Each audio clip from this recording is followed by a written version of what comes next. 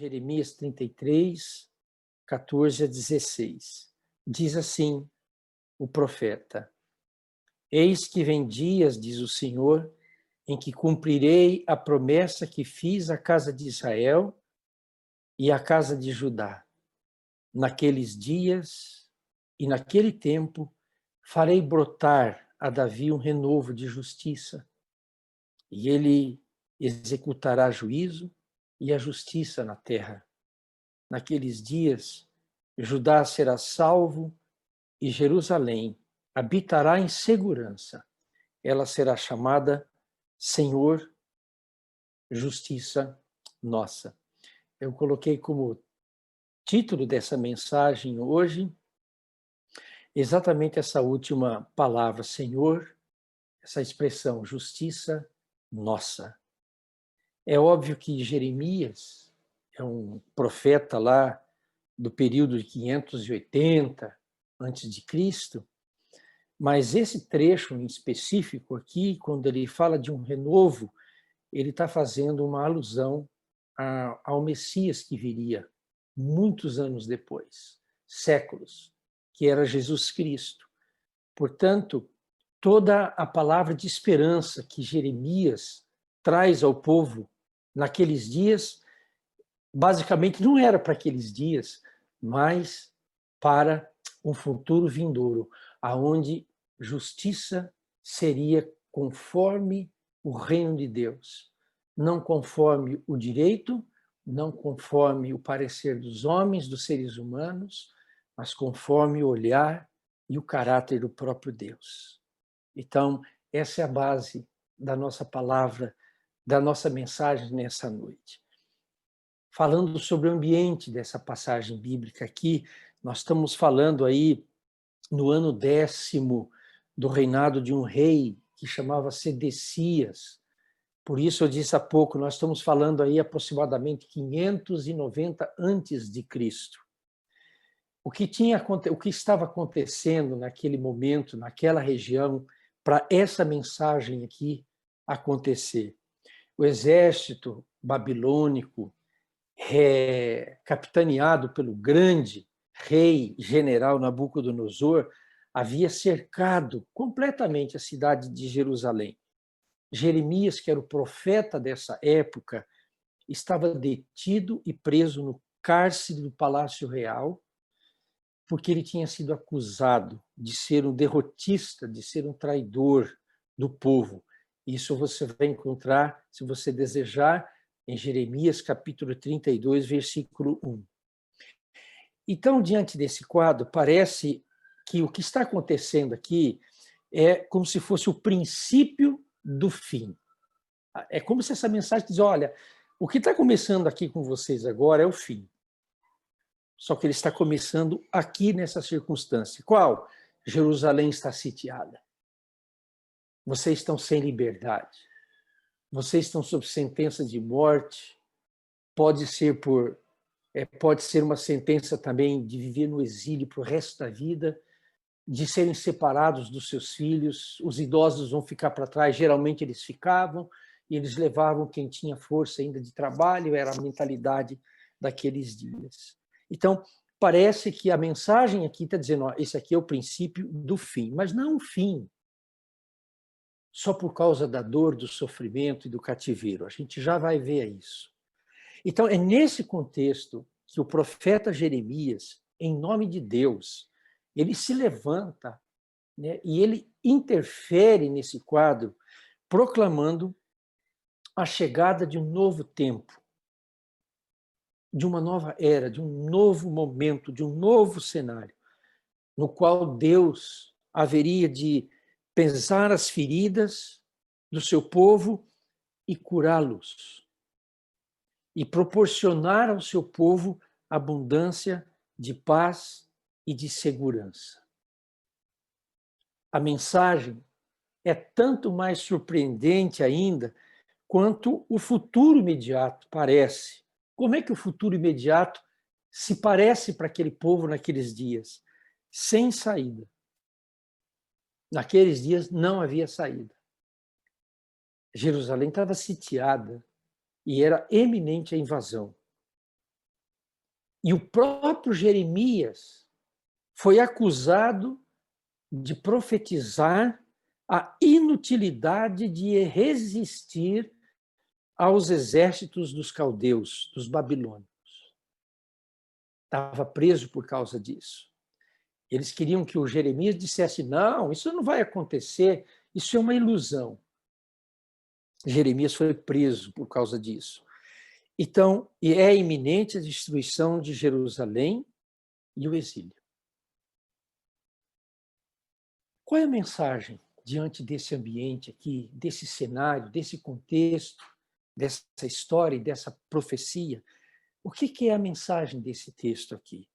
Primeiro, nesse momento limite em que tudo parece nebuloso, a vida, a nação comprometida, o profeta Jeremias anuncia a fidelidade, o amor de Deus, a graça de Deus, as promessas que Deus havia feito desde o início dessa nação, passando por Moisés, Josué, pelos juízes e chegando a Davi e assim por diante.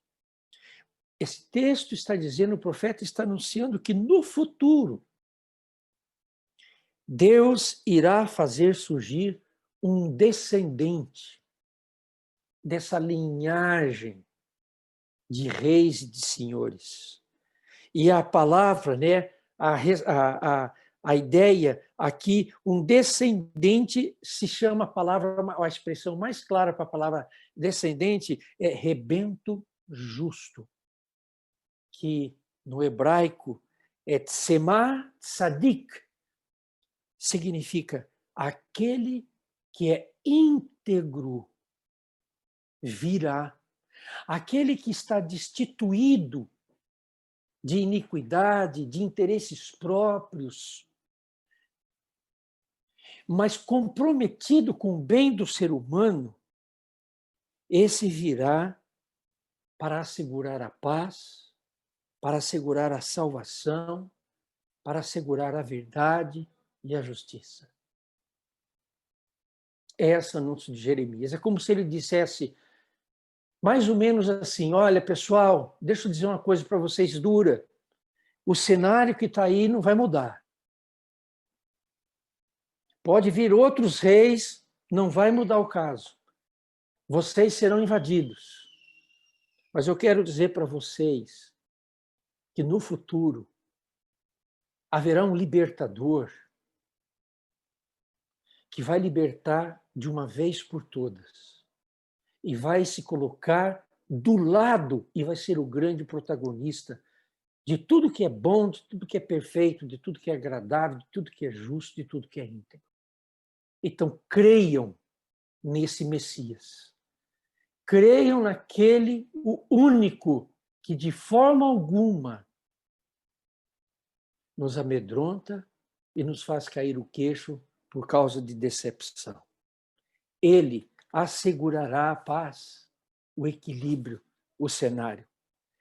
E essa palavra usada no hebraico para rebento, que eu disse que é tsemar, ela evoca uma coisa muito interessante, a fecundidade e a vida em abundância. Ou seja, ela trazia para o ouvido do ouvinte daqueles dias, quando Jeremias usou essa palavra, é como se eles dissessem assim, eles sonhassem com alguma coisa que eles não tinham visto até agora.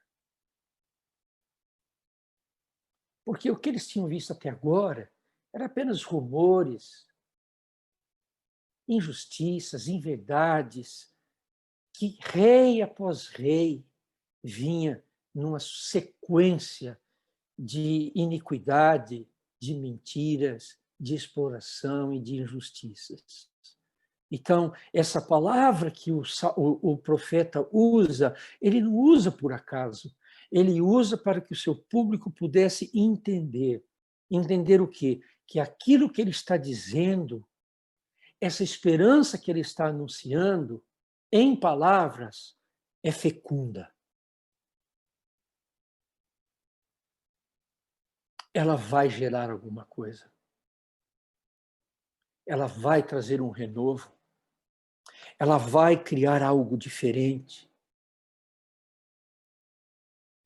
É o nome com que o profeta Zacarias designa Jesus Cristo Messias. É como se ele dissesse: alguém, e esse que virá, ele é fecundo. E quem se unir a ele, quem se aproximar a ele, e quem nele permanecer, viverá o contexto, a situação de justiça e de integridade eternamente. E ainda que viva em situações de injustiças, ele está dizendo: aquele que se aproximar do Messias, mesmo no meio de injustiça, ele será portador de justiça. O que ele está dizendo aqui? Que eu, hoje, posso viver num padrão de verdade, de integridade, de justiça por causa de Cristo, a despeito de toda injustiça, de toda mentira que existe em qualquer setor da existência e em qualquer tempo da existência.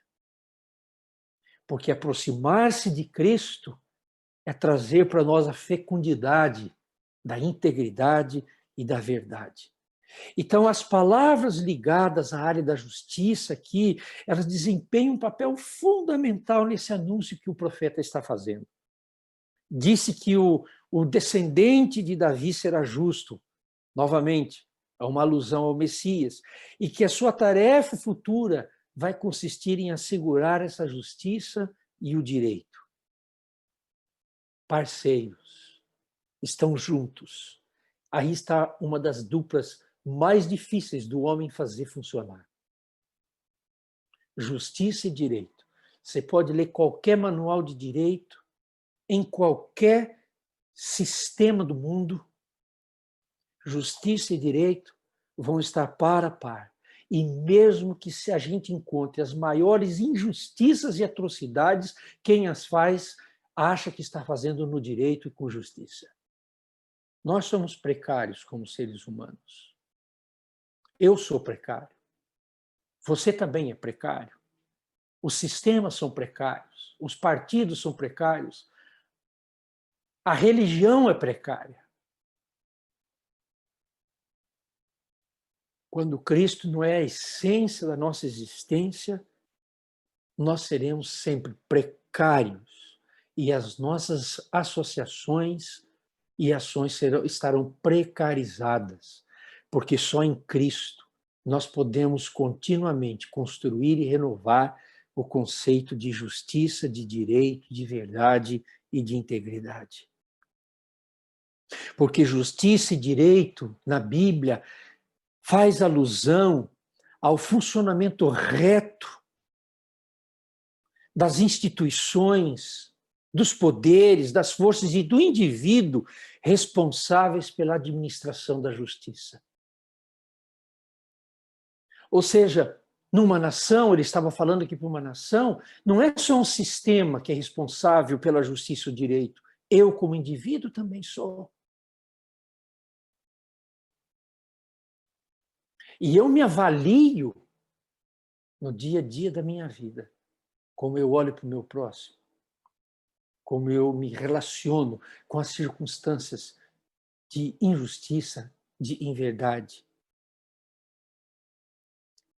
Essa justiça aliada ao direito, no conceito de Jeremias, é o fundamento da paz e da prosperidade que ele está anunciando que virá na pessoa do Messias, de Jesus de Nazaré. Sedecias, que era o governador dessa época, e os outros antecessores não garantiram a justiça, nem asseguraram a paz, por isso a catástrofe é iminente. Por isso Jerusalém está cerceada. Mas o rei futuro, anunciado pelo profeta, sendo esse o futuro Jesus, da descendência de Davi, será o ungido de Deus, o separado de Deus, aquele que vai estar qualificado, autorizado e marcado para ser justiça, para viver justiça, para fazer justiça. Ele não decepcionará ninguém, nem a mim e nem a você. Ele vai ter a missão de fazer as restaurações segundo o caráter de Deus, de restaurar a justiça. Por isso, ele vai ser chamado o Senhor é a nossa justiça. Yahvé, Senhor, Tzidkenu, é aquele que é a própria encarnação de tudo que é justo, de tudo que é de direito, de tudo que é verdade. Quem a ele se associa, quem se torna discípulo dele, quem caminha com ele, não se ilude com nada e com ninguém. E também não espera. Ele se torna justiça e verdade para quem sofre. E recordando as promessas de Deus, o profeta elimina a nostalgia de um passado mais ou menos distante. Com essa palavra, ele elimina também o medo do presente e instaura um regime, uma perspectiva de esperança. Em que você espera? Em quem você espera? Em quem você tem esperado ao longo da sua vida? No que você tem colocado a sua esperança? O profeta está anunciando a esperança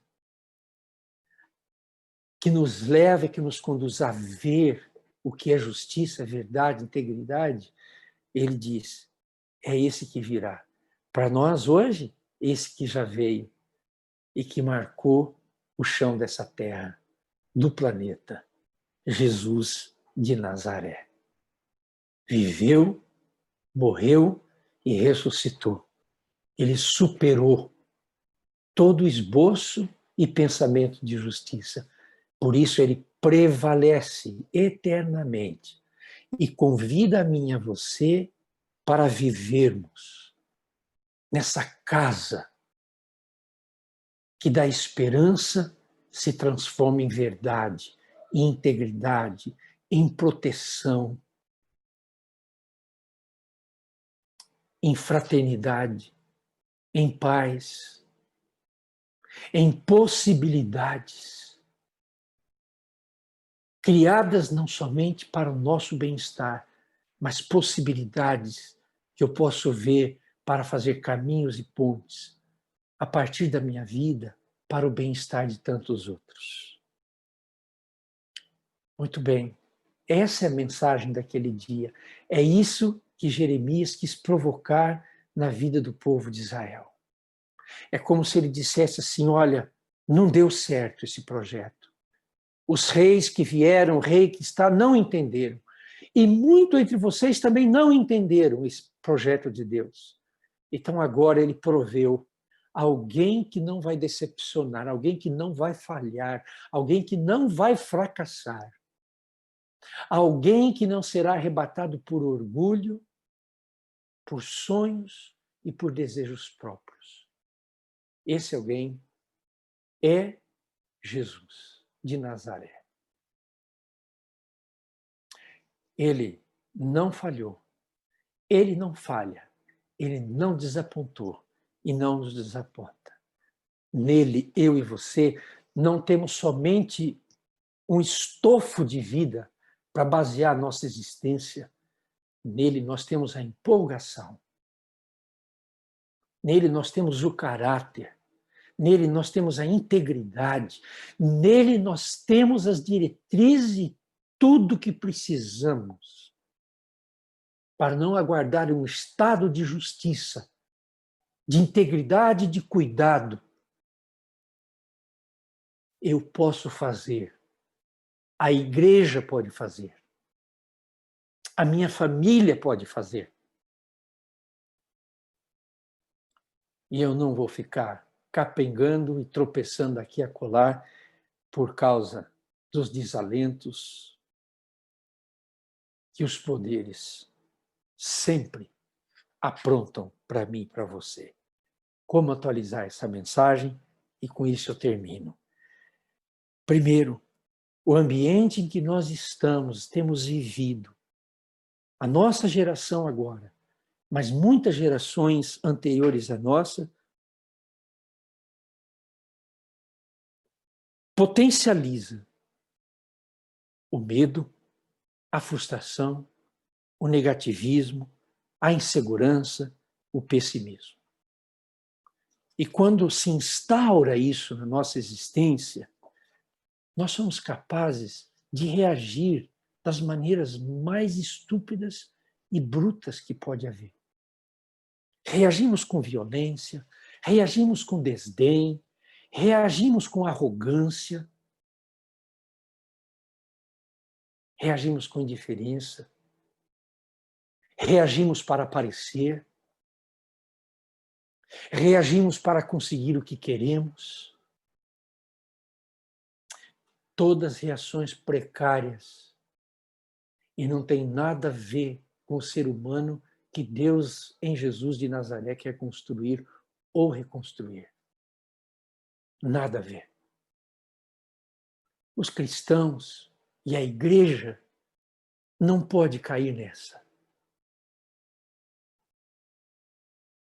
Eu estou dizendo não pode, com a convicção de que tem caído. Mas nós precisamos resistir em nome de Jesus de Nazaré. O profeta falou no passado: vocês não têm esperança aqui agora, mas no futuro vocês terão aquele que há de libertar e ser a cara, a encarnação de tudo que é puro, puro, perfeito, agradável, ileso de qualquer mancha. Por isso Jesus convidou as pessoas para estar com ele, para serem seus seguidores, para viver com ele. Então, para quem está desesperado, para quem está desacreditado, para quem a esperança se enfraqueceu, a luz da vela está baixando, eu quero dizer para todos nós que o convite de Jesus de Nazaré ainda ecoa para mim e para você. Eu não vou me entregar às estruturas da vida, à cultura da realidade, nem ao clima emocional dos tempos que nós vivemos para fazer enfrentamento de uma situação que vivemos. Eu vou crer em Jesus de Nazaré.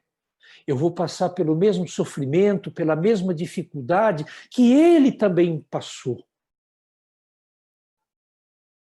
E quando ele disse isso para os discípulos, que eles teriam, abraçando Jesus de Nazaré, eles teriam tempos difíceis, ele diz, olha, não se incomodem, nem se desesperem.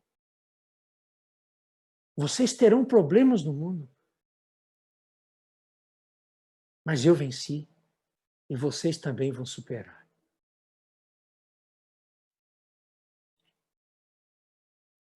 É essa direção que Jesus de Nazaré veio trazer para mim e para você. Para quem está dentro de igreja e para quem não está dentro de igreja. É isso que ele veio nos ensinar. E a pergunta minha é possível acreditar no Deus da justiça? É possível acreditar no Deus que é fiel, no Deus que fez conosco uma aliança, um pacto, que está comprometido comigo, com você, com todos os seres humanos? Esse que está continuamente com o olhar voltado para todas as perspectivas da nossa existência. É possível crer, é possível nos dedicar, ele satisfaz as minhas esperanças. Ou eu vou continuar vivendo desiludido e zangado, bravo, de mau humor, porque tudo aquilo que eu creio nunca deu muito certo.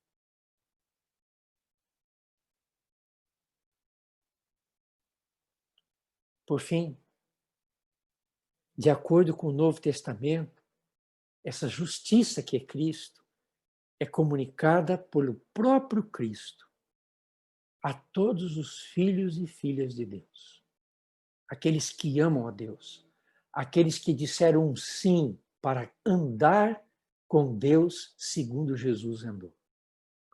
aqueles que aderiram ao chamado, ao ensino e à proposta de Cristo. Que trouxeram Cristo para o centro da sua própria existência. E vocês sabem muito bem o que isso para mim significa, para quem me conhece. Quem está na igreja necessariamente não significa que está andando em retidão em Jesus. A cultura cristã, o idealismo cristão, arrebatou muita gente, criou uma cultura de cristandade, mas não de cristãos. Não de discípulos.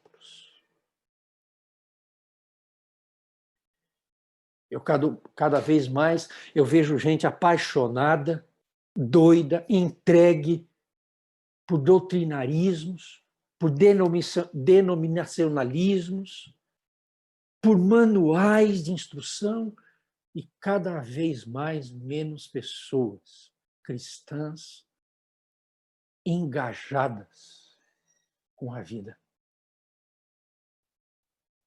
Engajadas com a existência, porque estão engajados com o projeto que se chama Jesus de Nazaré.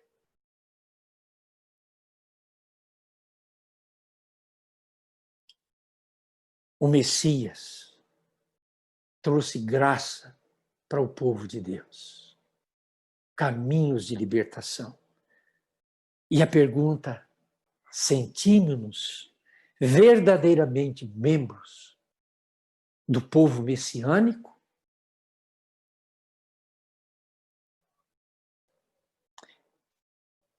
Que é construtor de um novo mundo de justiça, de paz, de esperança, de dignidade, porque é assim que Deus é, e é assim que Deus quer para cada um.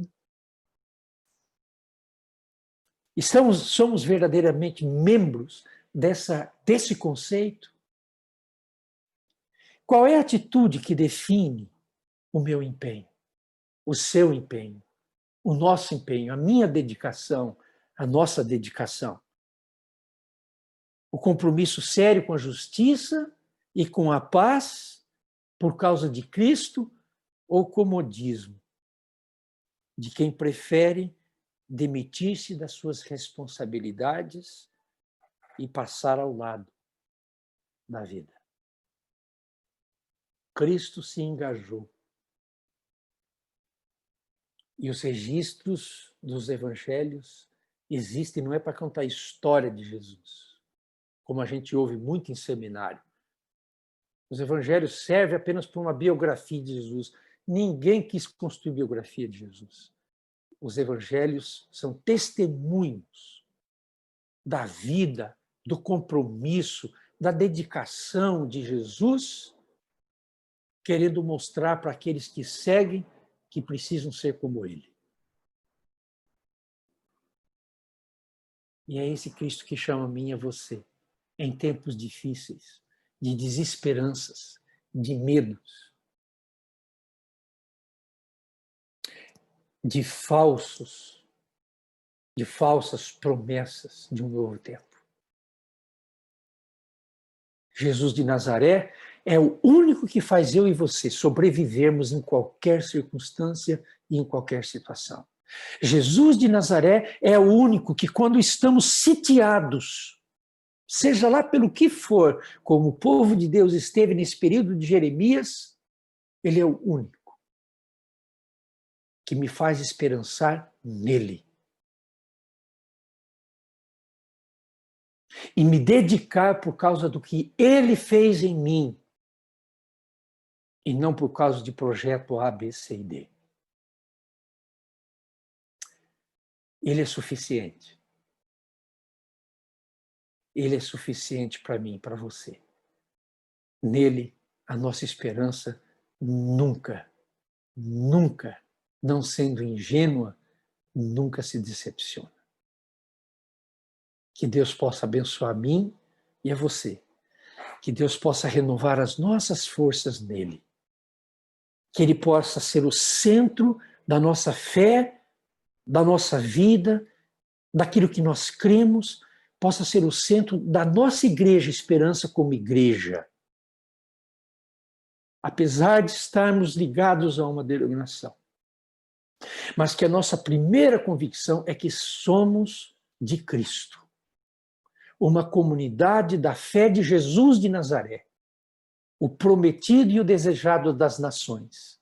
Aquele sobre quem Jeremias pregou para um povo cercado, sem esperança. Ele é a força da nossa alma. A Ele a glória, a Ele a honra, a Ele o louvor, para todos sempre, e sempre, e sempre, como diz o hino, para sempre. Amém?